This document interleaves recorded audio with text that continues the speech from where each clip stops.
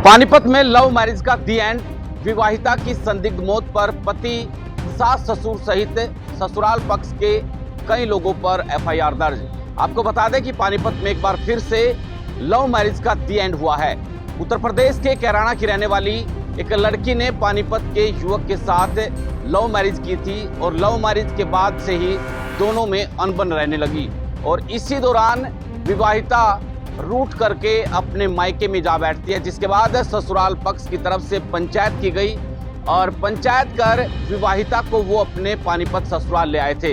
लेकिन 3 दिन के बाद ही विवाहिता की संदिग्ध मौत हो गई, जिसके बाद विवाहिता के ससुराल पक्ष के पड़ोसियों के द्वारा मायके पक्ष को फोन कर उनके बेटी की मौत की जानकारी दी गई और वहां पर ससुराल पक्ष पर गंभीर आरोप लगाते हुए मायके पक्ष की तरफ से ये कहा गया है कि उनकी बेटी की हत्या की गई है। हत्या के आरोप लगाते हुए उन्होंने कहा कि हत्या कर उनकी बेटी को फांसी लगा करके यह हादसा दिखाने का प्रयास किया गया है, जिसके बाद पुलिस को शिकायत दी जाती है और पुलिस ने मामले की गंभीरता को देखते हुए शिकायत के आधार पर एफआईआर दर्ज करते हुए पति, सास, ससुर और ससुराल पक्ष के कई और लोगों के खिलाफ एफआईआर दर्ज करते हुए आगामी जांच शुरू कर दी है। तो वहीं विवाहिता का पोस्टमार्टम करवाकर शव परिजनों को सौंप दिया गया है।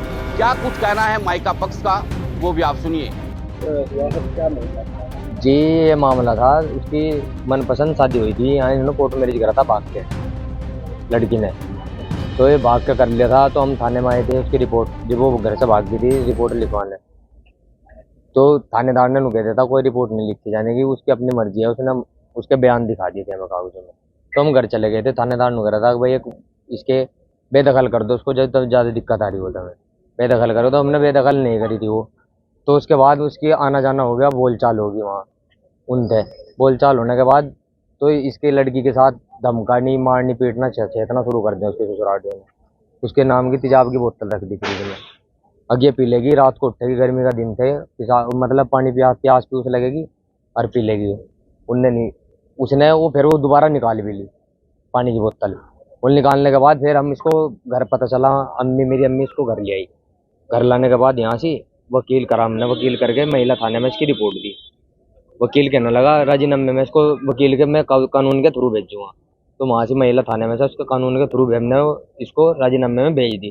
तो 5-4 दिन के बाद फिर 10-15 दिन के बाद फिर सुलह होगी, क्योंकि इसकी जो लड़की थी उसकी सास की तबीयत खराब होगी। तो तबीयत खराब में हमारा भी जाना होगा और उनका भी आना जाना होगा, बोलचाल होगी।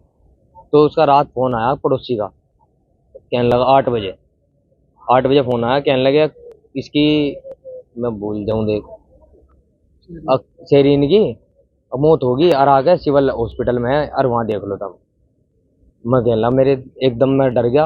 मैं आया, देखा यहाँ से थाने में आया, मैं थाने में आ गया। 15-20 आदमी थे हम।